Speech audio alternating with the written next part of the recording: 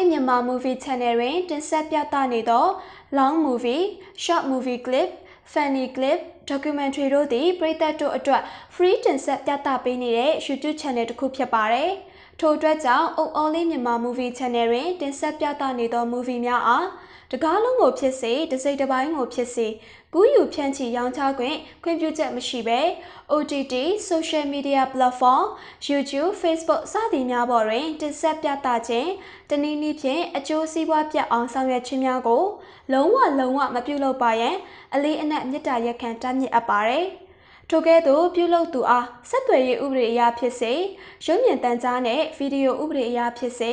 တည်ဆဲဥပဒေများနဲ့အရေးယူဆောင်ရွက်သွားမှာဖြစ်ကြောင်းကိုလည်းအသိပေးအပ်ပါတယ်။အားပေးမှုကိုကျေးဇူးအထူးတင်ရှိပါတယ်။ Only Myanmar Movie Channel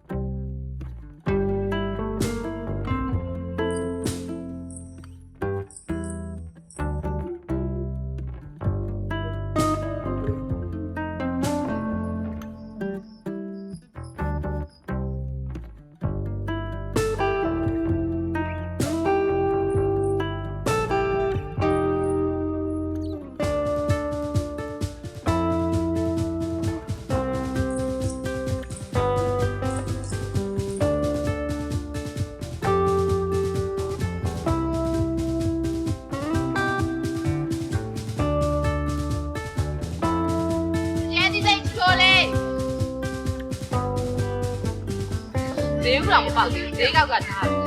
သူ့ကိုနိုင်ငံထဲလေပြင်ပြကြဈေးကောက်ကောက်ပဲလေယူတော့ကောက်သွားကောက်ဘာပြောလဲဘာပြောလဲဘာမှမဟုတ်ပါဘူးဈေးမပေါက်သေးဘူးနောက်တစ်ခါမှလှည့်လာတယ်ဟုတ်ပါရဲ့ဟာအမှန်နင်ဈေးဥပေါက်ကြီးမှာငါလာမှာငါလည်းနင်းကိုတွေ့ကျင်တဲ့စိတ်တွေစောကြီးလာတော့အခုလို့ဖြစ်သွားပြီးနင်အခုမပေးနိုင်သေးဘူးဆိုတော့နောက်တစ်ခေါက်ပြန်လာခဲ့မယ်အေးနောက်တစ်ခေါက်လာလို့မပေးနိုင်ရင်ပြဿနာမရှိဘူးနော်ဟုတ်အဓိကငါနင်းကိုခဏတွေ့ချင်တယ်ဟိုငါဒီအလုပ်လုပ်တယ်ဆိုတာလေနင်းကိုတွေ့ချင်တယ်ရှင်းရတော်တော်ပြောကောင်းတာလေဒါဆိုရင်ကျမဈေးမထွက်ရှင်းဈေးကောက်မကောက်ဘူးအဲ့လိုလုပ်လို့မရဘူးဟာနင်တင်းအချိန်လိုအပ်လာတဲ့ခါကျရင်ငါနင်းကိုထောက်ပံ့ကူညီနိုင်အောင်လို့ငါအလုပ်ကိုအလုပ်နဲ့တူအောင်တော့စူးစမ်းပြီးလုပ်အောင်ပါပေါ့ဟာဟိုလုပ်ကိစ္စမဟုတ်ခင်းနဲ့ရောနင်းကိုလာတွေ့လို့ရတယ်ရှင်တို့ကစီးမင်းတွေပဲကျမတို့ကဈေးတယ်တားတယ်ပဲနေရလဲဟာဒီဝတ်စုံကြီးကိုထဲမပြောစမ်းပါနဲ့ငါဈေးတော့ကောက်လိုက်မှာဟာပြီးရင်ပြန်လာခဲ့နော်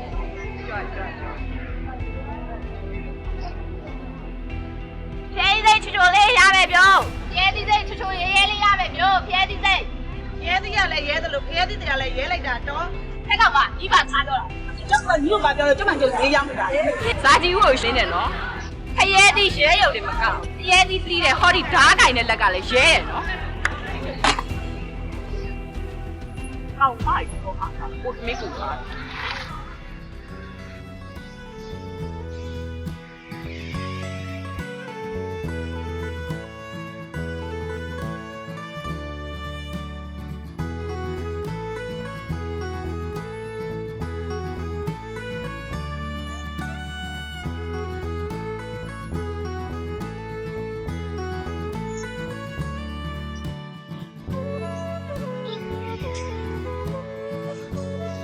တော်တော်ကြောက်ကြက်ပါရည်နော်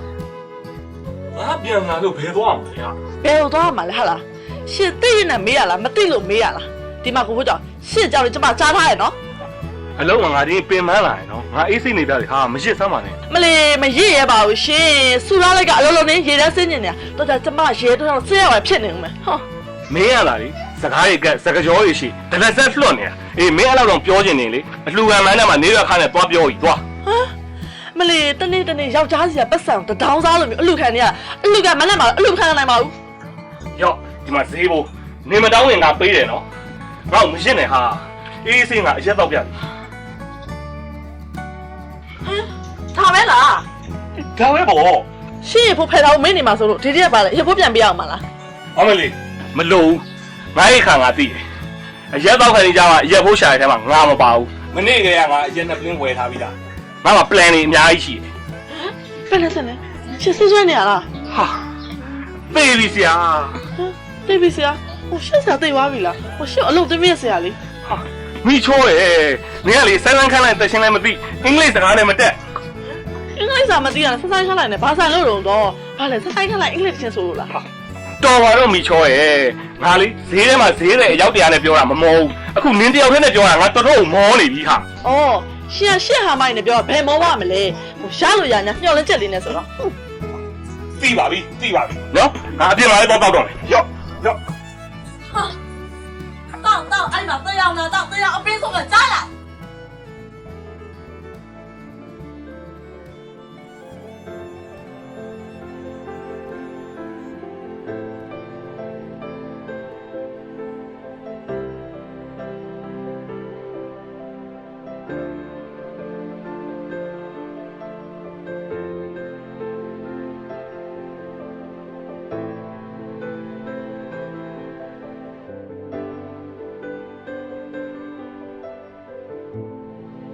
ဒီက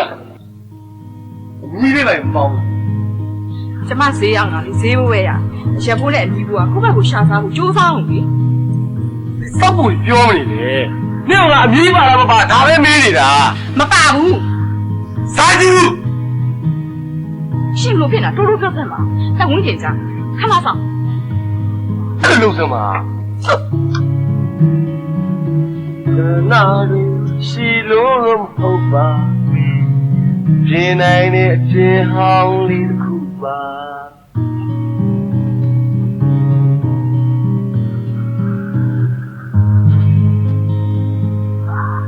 အပြီးသေးလားစာကြည့်ဦးရေ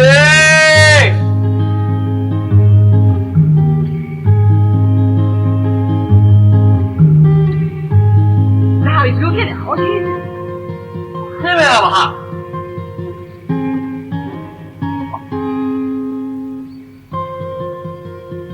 ရှင်လေရက်လေးပါလေရှော့တာအောင်သိတာ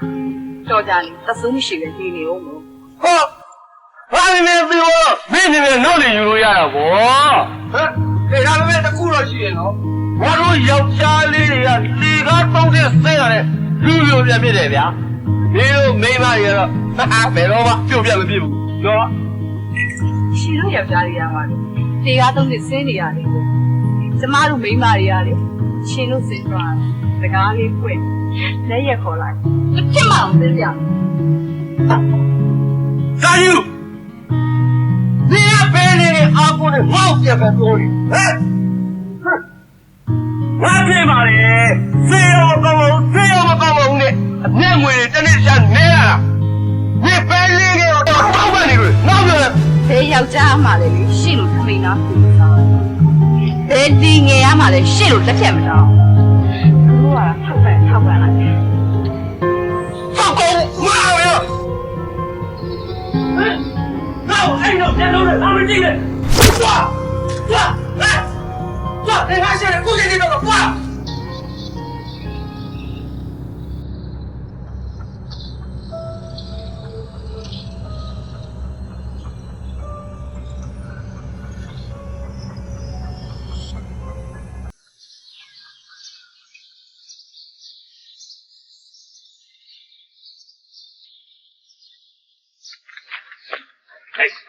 သင်ကြမိလား ချိန်ရတော့လေအိမ်ပြန် အိန္ဒြိယကြီးပေါ့ အိမ်တူရမဟုတ်အိမ်ကိုကြောက်လို့ အချိန်တန်လို့အိမ်ပြန်မလာရင်မူပြီးရှင်းပါစေ ဘာလို့အဲ့လိုဘွားကြီးမှနေနေရလဲတခါရုံထွက်လိုက်ပါလား ကျမကဘူးအကူနေရုံထွက်လာ နင်းရှိမှငါတယောက်လုံးရှိရလေဟာ အဲ့ဒါတော့မြင်သားပဲရှင်လည်းအချိန်တန်အိမ်ပြန်ရမှာအိမ်မပိုင်မနဲ့ဂေါ်လီလာမလို့ပြပါကိုဘူးကျော် အိမ်ပြန်ရမှာတော့ဟုတ်ပါတယ်ဒါမဲ့ကိုယ့်အကိုပြန်ရမယ်အိမ်ကိုကိုယ့်အကိုရွေးချယ်ပိုင်းနေ ကျမကစာမတက်တော့ဝတ္ထုတွေလည်းမဖတ်ဘူးအိမ်မှာ TV မရှိရောဗီဒီယိုလည်းမကြည့်ဘူးအဲ့တော့ဗီဒီယိုတွေကစကားလုံးနဲ့ရှင်ကျမကိုလာပြောမယ်ရှင်ဘာပြောချင်လဲကျမကိုရှင်းရှင်းလင်းလင်း ကြိုက်သွားပြီဟာအဲ့တော့ငါလည်းနင်းကိုထဲပဲပြောမယ်ငါနင်းကိုချစ်တယ်နင်းကခိုးပြေးမယ်ငါလည်းလိုက်ခဲ့တာ ဟောရှင်ကကျမကိုရီးစားစကားပြောနေတာကျမကိုရှင်ရီးစားစကားပြောလာအောင်လေရှင်လည်းလူတယောက်ကျမလည်းအပြူတယောက်ဒါဗီဒီယိုရိုက်နေမှာကိုဘူးကျော် ငါဗီဒီယိုရိုက်တယ်ဆိုရင်မြန်မာကားမဟုတ်ဘူးလေအိမ်အောင်တွေရီးစားကားပြောတာဆိုကိုရီးယားကားရဲ့စကားလုံးတွေကိုပဲခိုးချမှာနင်းကဗီဒီယိုမကြည့်ဘူးဆိုတော့ငါလည်းဒီလိုပဲပြောလိုက်တယ် ဗီဒီယိုမကြည့်ပဲမင်းကလေးတိုင်းရီးစားစကားပြောတာလှလှပပကြားကျင်ကြတဲ့လူတွေကြီးပဲ ကောင်းပြီလေအဲ့ဒါဆိုရင်မနေ့ဖြန်ညရင်လှလှပပလေးဝတ်ပြီးတော့လှလှပပစကားလုံးလေးနဲ့ပြောမယ်နင်းကငါ့ကိုလှလှပပလေးပြန်ချစ်ဖို့ကြိုးစားပြီဟုတ်ပြီလား အားမယ်ဘာလဲเนี่ยအတင်းလို့နေ တဲဒီလိုက်ချွတ်ချွတ်ရေးလေးရမယ်တို့တဲဒီဝယ်လို့မဟုတ်ဘူးဟဲ့တဲဒီရပြင်းပြီးအားသိတာ ဟာဘလို့ကောင်မကျုပ်လေးကတနာကမနဲ့သူများယောက်ျားကြောင်တောင်လှက်ချင်တဲ့ဟာမ ဒီဖိုင်ကပြောငါဘာမှမသိဘူးနော်အေးတီးခံနိုင်တဲ့အတိုင်းတာလွန်လာရင်တော့ငါဆိုမဆိုနဲ့နော် ဘာသိခံနိုင်တဲ့အတိုင်းဟုတ်လားညီမစကပြောရတယ်ရှိသေးတယ်အေးသူများယောက်ျားခြူစားနေရဝင်းရငယ်မဟမ်ဒီကိုသိခံတဲ့ငါတော့လည်းချမ်းပါဦး နင်လူမားနေပြီနော်နင်ယောက်ျားငါမသိဘူး အမလေးကိုဖိုးကြရေးရှင်းမရငါရှင်းမသိဘူးကြောင်လိုက်ကြောင်စားလောက်နေပါလား နင်ငါးပိုင်ရှိကခုချက်ချင်းထွက်သွားနော် ဟဲ့မထွက်သားနိုင်ဘူးတော့မဟာညီးနေပိုင်တယ်လားမဟုတ်ညီကငါအဲ့လိုပြောတာဒါစီပင်တာရပိုင်တဲ့လမ်းဘာလဲညီကစီပင်တာတစ်ခွက်လုံးရမင်းငါဟာလို့လားဟမ် ကောင်မနင်မမေးလိုက်ရနဲ့ ဘာလဲဘာလဲအော်ဘာမှမလုပ်ရတော့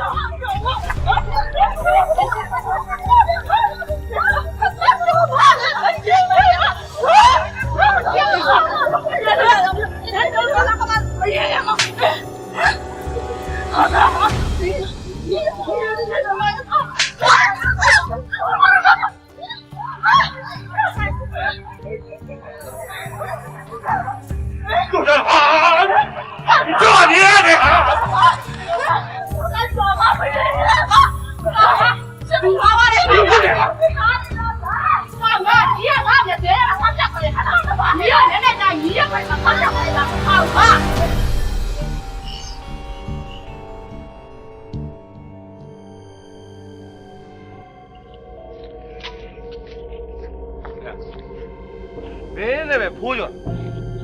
ဟေးမဖိုးကြော်မရခုတ်ကြာကူတွေကမင်းအဆောက်မင်းကဘာလုပ်လို့ငါလည်းငါအေးစစ်စစ်သွားတယ်မင်းကခလုတ်ဝင်တိုက်တာဟဲ့ငါခလုတ်ဝင်တိုက်တယ်ဟုတ်လားတိုင်းရအကျကြီးတိုင်းရအကျကြီး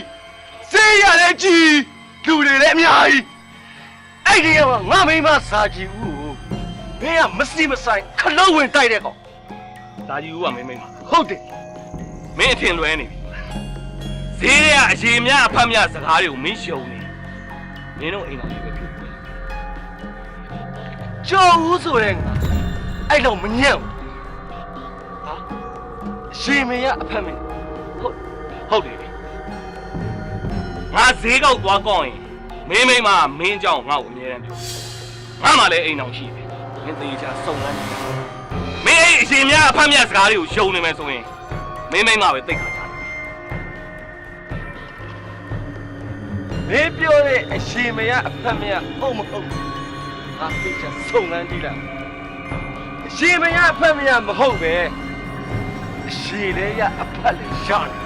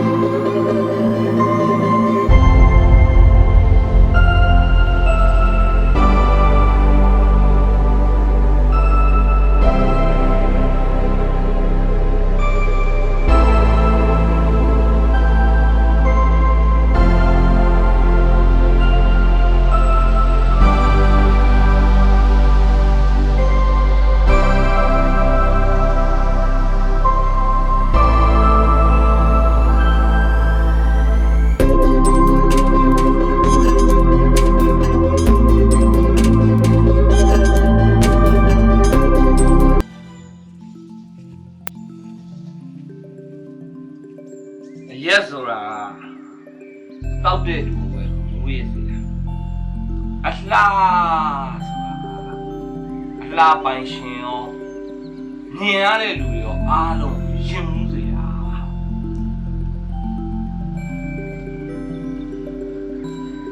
နင်းအဲ့မျက်လုံးကြီးကငါ့ကိုမကြည့်စမ်းပါနဲ့ဟာနင်းရဲ့အဲ့ဒီအကြည့်တွေကြောင့်လေငါဆုံးဖြတ်ချက်တွေမှားခဲ့တာရှင်ကကျမကိုခိုးပြေးလာမှားရုံနဲ့ဆိုဆုံးဖြတ်ချက်ပြောတယ်အဲ့ဟောဆရာဟာဇာကြီးအော်ဆရာကြီးခေါ်တာရှင်တို့ယောက်ျားတွေကတက်လဲတက်မှာအစားတော့ကျမကိုမရရင်လဲသေးတော့မယ်ဆိုခုလုတ်ကြွေရမယ်ဆိုပြောပြီပေါ့မင်းတို့မင်းတို့ကဘာထူးလို့လဲစားစရာမရှိငက်ပြက်နေတော့ကြတော့ဘသူ့ကိုအပြစ်တင်ရမှာမသိယောက်ျားရလို့အလုတ်ကလေးတစ်ခုအစင်မပြေဘူးဖြစ်လိုက်တာနဲ့ယောက်ျားသုံးကြောက်ပဲခေါင်းစဉ်တက်တော့တာအော်လို့သိနိုင်တယ်သိရှင်းမဲ့ရှင်အော်လို့ပဲသိမက်ဆိုရွေးရှင်သေးွားတော့ကျမကိုတရားကိုချစ်တော့မှတော့ဆန်ရသေးမှပြဲနေတယ်ဆိုပါလားဇာကြီးဘူးမင်းတော့ပိတ်တာနင်ပြောရင်ဟိုတရားဆိုတာထဲထဲမပြောနဲ့ရှင်ကျမကိုအမိတ်ပေးရအောင်လေဒါဆန်ပြသေးလည်းမဟုတ်ဘူးရှင်အလုတ်ပြုတ်သွားပြီဆိုတော့လေတတိယအောင်ရှင်တောက်တစ်ချက်ခေါအောင်လဲကျမကကြောက်သွားမယ်ထင်လားခုချိန်မှာကျမကလူသက်ကိုလည်းဝင်မနေဘူးမနဲ့ချက်မနဲ့စားပြအိုးထဲမှာစမ်းမရှိတော့ဘူးကွာရှင်သိရဲ့လားဇာကြီးဦးပါဒီလောက်ကိစ္စလေးလူသက်ပြမလိုပါဘူးဟာငါမှအချမ်းစီကောင်းနေအများကြီးရှိဘာချမ်းစီ你我教我家差不多哈。我有三分米个想法一定要去。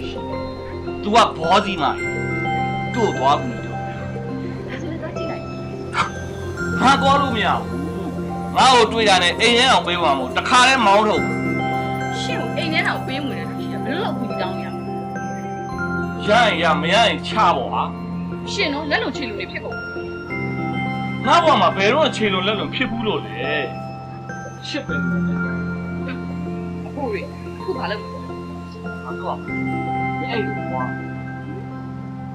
ကျမကိုသိလည်းမသိနေလည်းမဘယ်လိုလက်ခံတာငါတောင်းထားတာပါငါသူ့ရဲ့မိတ်ဆွေအတိုင်းဝိုင်းအားလုံးရဲ့နာမည်သိအဲ့ဒီအိမ်ရှိရောက်လို့သူကမမြင်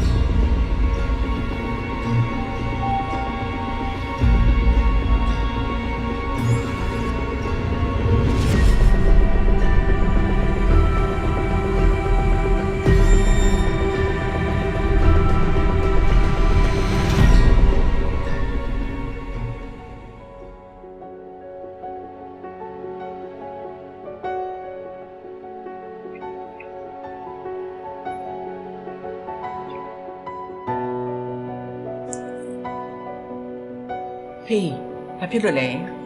ခင်းစားမကောင်းလို့လားစားတော့ကောင်းပါလေအတန်းကနေနေမှာတော့ဘာလို့မရဟွာလဲနားနေဘူးလားအော်သမီးကလောလောလောနဲ့အလုပ်ထွက်သွားလို့ဟင်းကိုနုံမနုံမြင်းမကြည့်သွားဘူးထင်တယ်ဖေးရလည်းလေကို့သွားစိုက်ချာရှိရစိုက်တာပေါ့အော်မိမရေအသက်ကြီးလာတော့သွားကြိုးတာသွားနာတာသွားကြိုက်တာတဘာဝပဲလေတဘာဝကိုလွန်ဆန်လို့မှမရပြီးတော့အစာရင်ကလည်းအစာမာမာတွေမချက်နိုင်တော့ဘူးလေကွာအဲ့ဒါကြောင့်သွားတွေကအစာအိမ်နဲ့လိုက်ဖက်အောင်နာပြရတယ်ချူပြရတယ်အေးအဲ့လိုမှမဟုတ်ဘဲနဲ့သွားဆိုင်ပြီးတော့အစာမာမာစားလိုက်မယ်ဝါးလိုက်မယ်ဆိုရင်အစာအိမ်ကိုဒုက္ခပြီးတော့မှာဘောကွာမြင်ရလေကောင်းတယ်ဒါဆိုလည်းမစားနဲ့တော့ကျမကပဲအကုန်ကုန်စားလိုက်တယ်မယ်စံပြူသွားချုပ်ဖိုးကြီးရေဒီမဲ့စံပြူတယ်ဆိုတာကတို့အဖိုးကြီးတွေဖွားကြီးအတွက်လေသဘောဝတရားတမင်ဖန်တီးပေးတာဟာမြင်ရလေဟေးအနဲ့ရောဆိုတာအပူဆုံးအဖြူရောင်ကအပူတံကိုကာကွယ်နေဘူးတဲ့ကိုအနဲ့ရောင်နဲ့ထွက်တာတဲ့အဖြူရောင်နဲ့ထွက်တာအပူတံကိုကာကွယ်တဲ့တက်တာလေ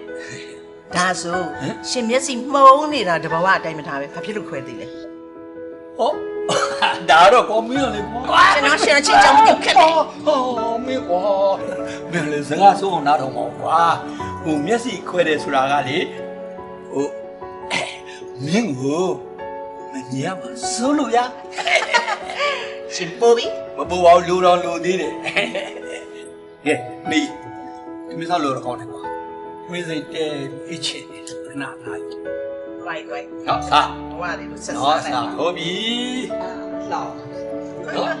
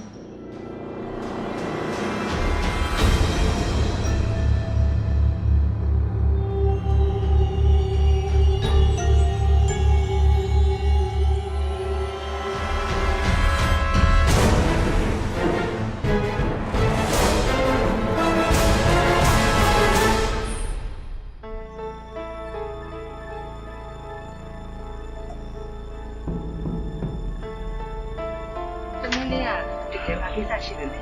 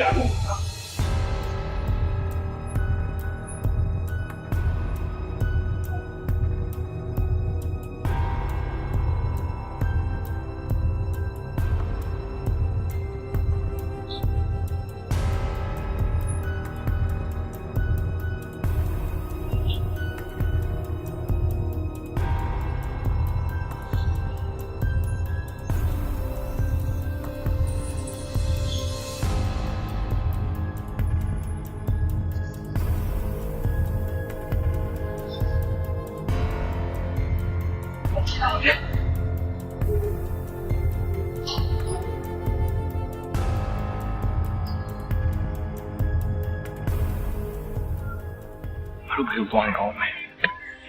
ရှင်းစင်းသားလေးရှင်ခေါင်းနေကကျမလိုက်ရမယ်ဟာ ငါနဲ့ပတ်သက်တဲ့နေရာတော့သွားလို့မဖြစ်ဘူးဟာ ရဲရတကယ်လို့တော်ပြီးတော့လိုက်ငါအမှုတွေအကုန်ပေါ်ကုန်ပါအဲ့တော့ငါနဲ့ပတ်သက်တဲ့နေရာမှာနေလို့တော့မဖြစ်ဘူးဟိုနေနဲ့ပတ်သက်တဲ့နေရာတနေရာမှာသွားနေမကောင်းလားဘာလို့နင်းပါတာသူတို့သိရအောင် ဝါခဲ့မှာကျမတော်တယောက်တော့ရှိတယ်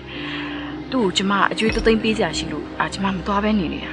အခုကျမတို့ရတဲ့ပတ်စံတွေကသူ့ကိုအကျွေးသိမ့်ဆက်ပြီးတော့ဟိုသူ့အိမ်မှာခဏနေလိုက်ပါလေဟေးအဲ့ဒါကောင်းတယ်အဲ့ဆိုနင်းတော့လည်းနေအကျွေးကြေသွားတာပေါ့ဟာပြီးတော့ငါတို့နှစ်ယောက်နေဖို့နေရာလေးလည်းရတာပေါ့ဟုတ်တယ်ဟိုဒါနဲ့နင်းတော့နင်းအရင်ယောက်ျားကိုသိတာသိတယ်အဲ့ဒါကိစ္စမရှိပါဘူးတယောက်မကောင်းလို့တယောက်ပြောင်းတာပဲအခုကျမညီမလည်းနောက်နေလေအခုတော့ရှိတယ်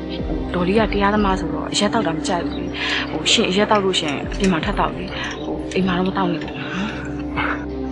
အဲ့ဒါပြဿနာမရှိပါဘူးငါကြည့်လောက်လိုက်မယ်အဓိကကလေနေငါရေလုံချုံနဲ့နေဖို့နေရာလေးကြရင်တော်သွားပြီဟာနော်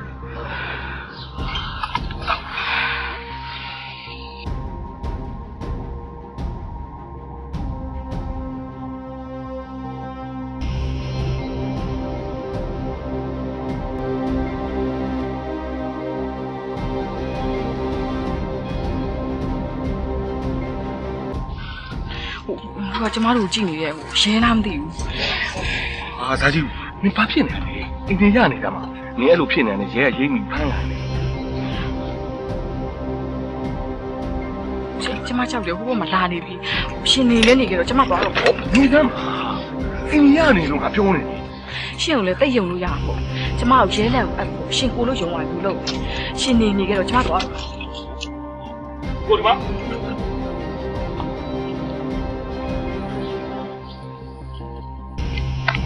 စာယူနင်းငါပြောမယ်တက်စားလဲချက်တော့နှစ်တက်စားလဲချက်လူစမ်းမှုနဲ့သေတယ်ကြာရင်ဘယ်နှစ်ယောက်တက်တစ်ခါပဲသေရမယ်နှစ်ခါမသေဘူးငါအခုချိန်မှာနောက်တစ်ယောက်တက်ကိုဝင်မနေဘူးအာကြီးငါခိုင်းတဲ့အတိုင်းငါခိုင်းတဲ့အတိုင်းတော့ကြားလားသွား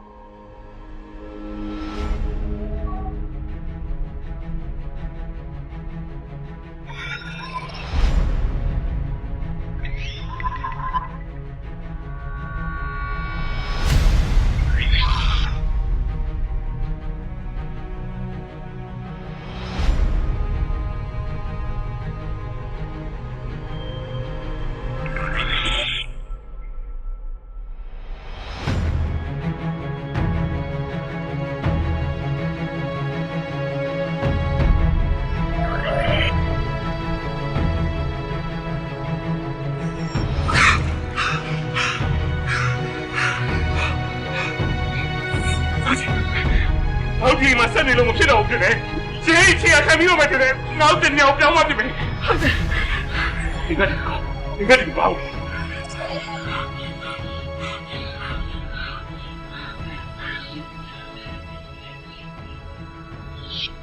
အဲ့ဒါနဲ့ကျွန်တော်တို့လင်မယားတိုင်ပင်ပြီးတော့သူ့အမျိုးတွေရှိတယ်။ဝါခင်မှာဘက်ကိုထွက်ပြေးခဲ့ပါတယ်။အဲ့ဒီအချိန်မှာဆရာတို့ရောက်လာပြီးတော့မင်းတော်မိုက်တာဖိုးကျော်မင်းခင်မွန်းကြီးစေပါဆိုသိလားမသိပါဘူးဆရာမင်းတို့လူမျိုးနဲ့တရားဓမ္မဆိုတော့ဘလားတလန့်တန်တယ်လားသိမှာကျွန်တော်မှားပါတယ်ဆရာရဲ့ဟိုကျွန်တော်အမှုကိုရှော့ပေါ့ပေါ့လေးရှော့ပေါ့ပေါ့ဟုတ်လားတရားရုံးကချမှတ်မဲ့အပြစ်ဒဏ်ကိုမင်းအသနာခံစားတင်ပြီးတော့ယူခံခြင်းမျိုးရှော့ပေါ့ထားမင်းပြန်ခံရမယ်အကုသိုလ်ခံရှုပ်ပေါ်အားကြောင့်မင်းကခင်မကြီးဆရာပြီးတာမင်းမသိဘူးဆိုရင်ငါပြောပြခင်မကြီးဆရာပါဆိုတာဖေယားပစ္စည်းတော်ယဟန္တာအက္ခတော်ကအမိဖလေးနဲ့ပြည့်တော့ဆုံးမပဲ့ပြန်တရားဟောကြားတတ်တာကိုဘေးကန်းဆုံးတယ်အဲ့လူတွေကလောကရဲ့လေးမြတ်ထားမပြင်းမအပ်တဲ့ခင်မုန်ကြီးစေပါလို့ခေါ်တယ်ဟင်းအခုရဲဆက်ဆက်တက်လိုက်တယ်တစ်ချိန်လုံးကမင်းအပေါ် စုံမပဲ့ပြင်တုံတင်ညွှန်ကြားခဲ့တဲ့ဆရာတယောက်မဟုတ်ဘူး ဟုတ်ပါတယ်ဆရာ မင်းကမင်းရဲ့ကျေးဇူးရှင်ကိုစော်ကားခဲ့တဲ့အတွက်မင်းခံရမှာဝေးရအများကြီးခုလောလောဆယ်မင်းပြင်းနေခံနေရပတ်ဝန်းကျင်ရဲ့ကဲ့ရဲ့ရှုံချတဲ့တန်တွေကိုမင်းခံနေရတယ်မင်းခံမဲ့ဝေးကြရအများကြီးပဲဒီဘဝနဲ့မဟုတ်နောက်ဘဝတန်နေရအဆက်ဆက်ဒီမင်းအဲ့ဒီဝေးကြတွေဆက်လို့ကုန်မှာမဟုတ်သေးဘူးခုရောမင်းသိလားတော်ရဆရာရဲ့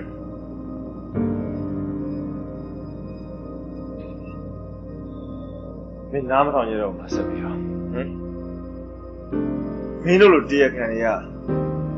ကျွန်တော်ရှော့ရှော့ပေါ့ပေါ့ဖြစ်အောင်လုပ်ပေးပါဆရာရဲ့ကိုလှုပ်ရဲခံရဲလို့ပြောရလို့နှမျိုးနှစားပဲရှိတယ်ငါပြောချင်တဲ့အတိတ်ပဲ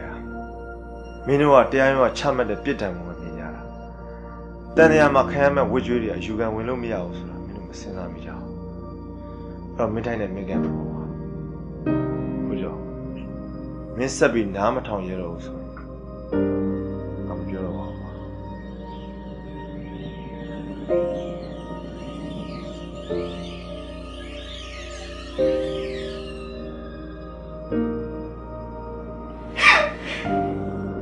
အိမ်နောက်ရှိလျက်နဲ့ဖောက်ပြန်ခဲ့တာရှင့်ရဲ့ပထမအမှား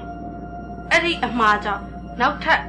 အမှားကြီးတစ်ခုကိုထပ်ပြီးကျူးလွန်နေရှင့်ကျမတို့ကဘယ်လိုတနာမှာဝိုးဝအောင်ကိုစားကြည့်ဦးရေအကယ်ဒမီရအောင်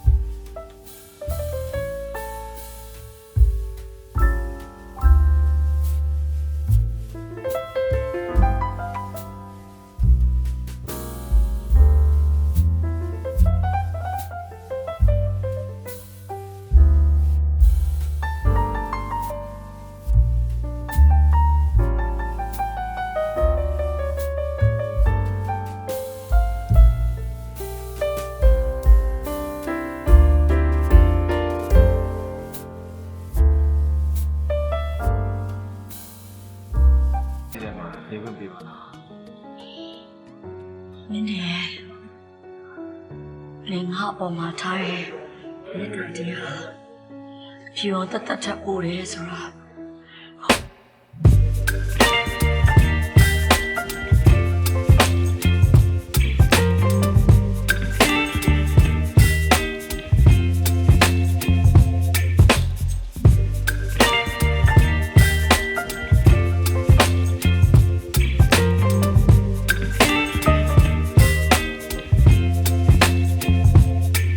Baby, you give me ice and fire. You're giving me wind and rain. You're some kind of butterfly. Baby, you give me midnight. You whip up my appetite. Don't leave me here high and dry. Oh, well, I don't wanna jinx it, baby.